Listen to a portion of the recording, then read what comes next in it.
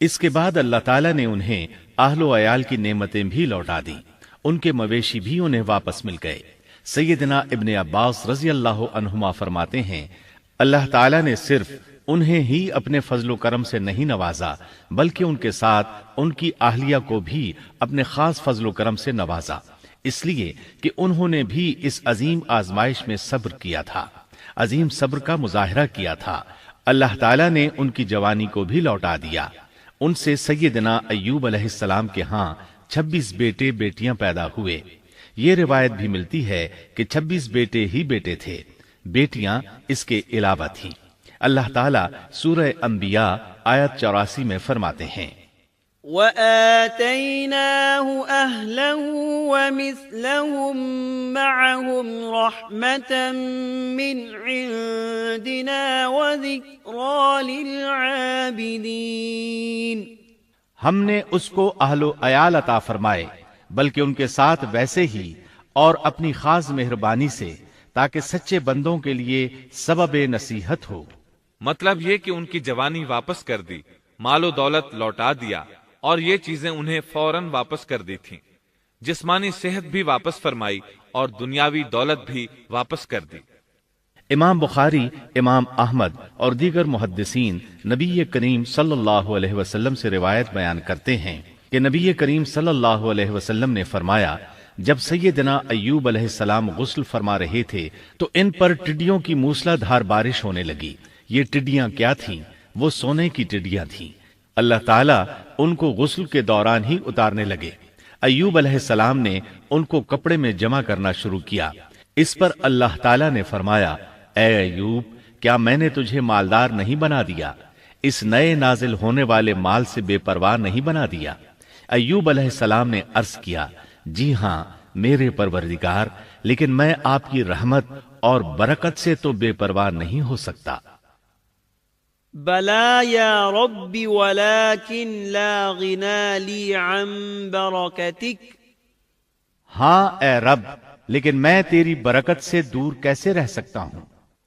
ان کا مال و دولت سب واپس مل گیا، اہل و عیال بھی مل گئے، صحت بھی پلٹ آئی۔ یہ سب اللہ کے خاص فضل و کرم سے تھا اور اس عظیم صبر کے صلے میں تھا جو انہوں نے کیا تھا۔ اللہ تعالیٰ نے ان کی اہلیہ محترمہ پر بھی نرمی فرمائی، جیسا کہ سورہ صاد آیت 44 میں فرماتے ہیں، وَخُذْ بِيَدِكَ ضِغْثًا، اور اپنے ہاتھ میں تنکوں کی ایک جھاڑو پکڑو۔ بالکل باریک تنکوں کی ایک جھاڑو لو، اس میں 100 تنکے ہوں، ان کو اکٹھا کر لو۔ اس کے بعد فرمایا، فَاضْرِبْ بِهِ وَلَا تَحْنَثْ، جھاڑو سے اسے مار اور قسم کے خلاف نہ کر۔ مطلب یہ کہ ایوب علیہ السلام نے اپنی بیوی کو 100 کوڑے مارنے کی قسم کھائی تھی۔ اللہ نے یہ تدبیر سمجھائی کہ 100 تنکوں کا جھاڑو لے کر ایک بار انہیں مارو اور قسم پوری کرو، قسم کی خلاف ورزی نہ کرو۔ اس طرح آپ کی قسم بھی پوری ہو جائے گی اور بیوی کو بھی تکلیف نہیں پہنچے گی۔ تو اس طرح اللہ تعالیٰ نے ان کی زوجہ محترمہ پر خاص مہربانی فرمائی۔ اللہ سورہ انبیاء آیت 83 اور 84 میں فرماتے ہیں، وَأَيُّوبَ إِذْ نَادَى رَبَّهُ أَنِّي مَسَّنِيَ الضُّرُّ وَأَنْتَ أَرْحَمُ الرَّاحِمِينَ فَاسْتَجَبْنَا لَهُ فَكَشَفْنَا مَا بِهِ مِنْ ضُرٍّ وَآتَيْنَاهُ أَهْلَهُ وَمِثْلَهُمْ مَعَهُمْ رَحْمَةً مِّنْ عِنْدِنَا وَذِكْرَىٰ لِلْعَابِدِينَ۔ ایوب کی اس حالت کو یاد کرو جبکہ اس نے اپنے پروردگار کو پکارا کہ مجھے یہ بیماری لگ گئی ہے اور تو رحم کرنے والوں سے زیادہ رحم کرنے والا ہے۔ تو ہم نے ان کی سن لی اور جو دکھ انہیں تھا اسے دور کر دیا اور انہیں اہل و عیال عطا کر دیے، بلکہ ان کے ساتھ اپنی مہربانی سے ویسے ہی اور عطا کر دیے تاکہ سچے بندوں کے لیے نصیحت کا سبب ہو۔ اسی طرح اللہ تعالی سورہ صاد آیت 41 تا 44 میں فرماتے ہیں، وَاذْكُرْ عَبْدَنَا أَيُّوبَ إذ نادى ربه أني مسني الشيطان بنصب وعذاب اركض برجلك هذا مغتسل بارد وشراب ووهبنا له أهله ومثلهم معهم رحمة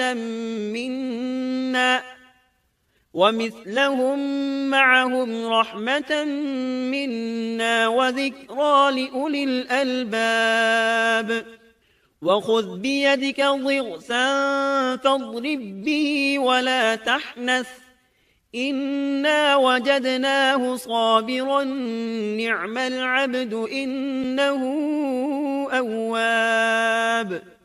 اور ہمارے بندے ایوب کا بھی ذکر کیجئے جب انہوں نے اپنے رب کو پکارا کہ مجھے شیطان نے رنج اور دکھ پہنچایا ہے، اپنا پاؤں مارو، یہ پینے اور نہانے کے لیے ٹھنڈا پانی ہے، اور ہم نے انہیں ان کا پورا کنبہ عطا فرمایا، بلکہ اس کے ساتھ اپنی خاص رحمت سے اور عقل مندوں کی نصیحت کے لیے اتنا ہی اور بھی عطا کر دیا۔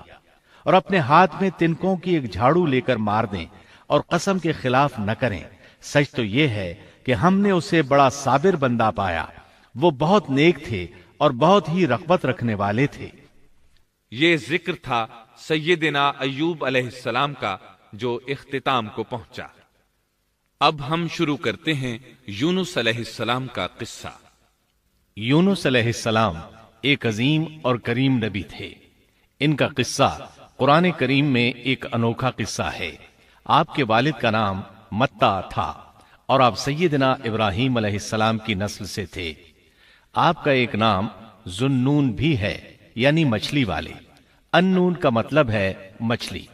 اسی طرح آپ کو صاحب الحوت بھی کہا جاتا ہے۔ اللہ تعالیٰ نے آپ کو ان سب ناموں سے پکارا ہے۔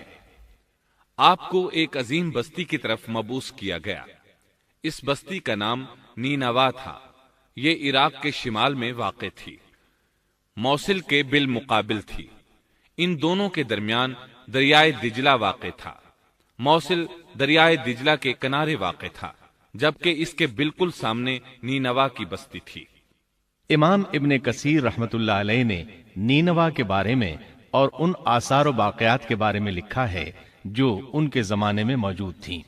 وہاں کچھ بت تھے جو اوندھے منہ گرے پڑے تھے۔ اللہ تبارک و تعالی نے یونس علیہ السلام کو نینوا کی طرف رسول بنا کر بھیجا۔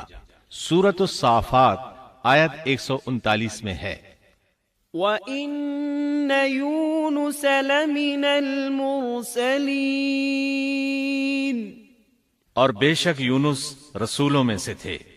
آگے اللہ آیت 147 میں فرماتے ہیں، وَأَرْسَلْنَاهُ إِلَى 100,000 أَوْ يَزِيدُونَ، اور ہم نے اسے 100,000 بلکہ اور زیادہ آدمیوں کی طرف بھیجا۔ یعنی ان کی تعداد 100,000 سے زیادہ تھی۔ رہا یہ سوال کہ لاکھ سے کتنے زیادہ تھے، اکثر علماء کرام نے وضاحت کی ہے کہ وہ 100,000 سے قریباً 20,000 زیادہ تھے۔ اس طرح بستی والوں کی تعداد 1,20,000 تھی، اور یہ سب کے سب کفر پر تھے۔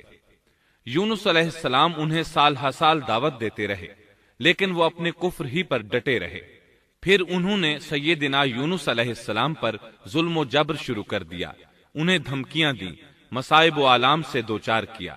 مطلب یہ کہ جس طرح دوسرے انبیاء کرام کے ساتھ کیا گیا، ان کے ساتھ بھی وہی سلوک ہوا۔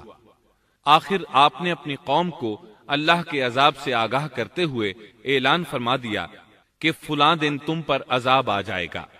پھر خود غصے کی حالت میں اس بستی سے نکل گئے، جبکہ اللہ تعالیٰ نے انہیں متعین دن کی مہلت دینے کی اجازت تو دی تھی، لیکن اس بستی سے نکل جانے کا حکم نہیں دیا تھا۔ جب آپ نے انہیں یہ مہلت سنائی تو خود غصے کی حالت میں بستی سے نکل گئے۔ سورہ انبیاء آیت 87 میں اللہ تعالیٰ فرماتے ہیں، وَذَا النُّونِ إِذ ذَهَبَ مُغَاضِبًا فَظَنَّ أَن لَّن نَّقْدِرَ عَلَيْهِ، مچھلی والے کو یاد کرو جبکہ وہ غصے سے چل دیا، اور خیال کیا کہ ہم اسے نہ پکڑ سکیں گے۔ اس آیت کی تفسیر میں امام رازی رحمہ اللہ لکھتے ہیں، جس نے یہ گمان کیا کہ اللہ تعالیٰ اسے پکڑنے کی قدرت نہیں رکھتا، وہ آدمی کافر ہے۔ سیدنا امیر معاویہ رضی اللہ عنہ سے روایت ہے، انہوں نے سیدنا ابن عباس رضی اللہ عنہما سے کہا، آج رات قرآن کریم کی چند آیات کے معانی میں میں الجھ کر رہ گیا ہوں، مجھے کوئی راستہ سجھائی نہیں دے رہا کہ اس الجھن سے کس طرح نکلوں۔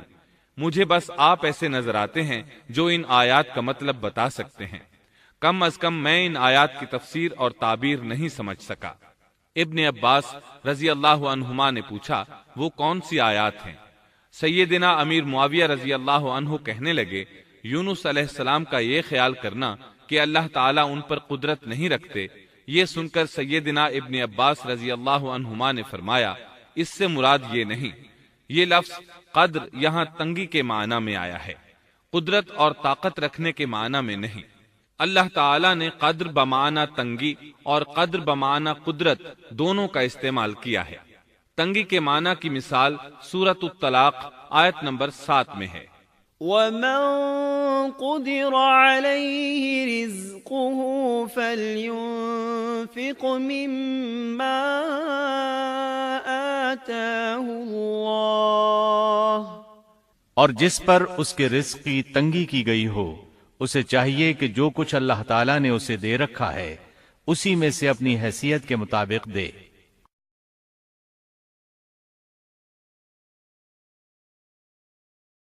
تو اس آیت میں بھی یہی معنی مراد ہے کہ انہوں نے گمان کر لیا ہم ان پر تنگی نہیں کریں گے، یعنی ان کا خیال یہ تھا کہ اگرچہ وہ اللہ تعالیٰ کی اجازت کے بغیر نکل کھڑے ہوئے ہیں، پھر بھی اللہ ان پر تنگی نہیں کریں گے، کیونکہ وہ اللہ کے ایک معزز نبی اور رسول ہیں، اور ان کی قوم کے لوگ اللہ کی گرفت اور اس کے عذاب کے مستحق ہیں۔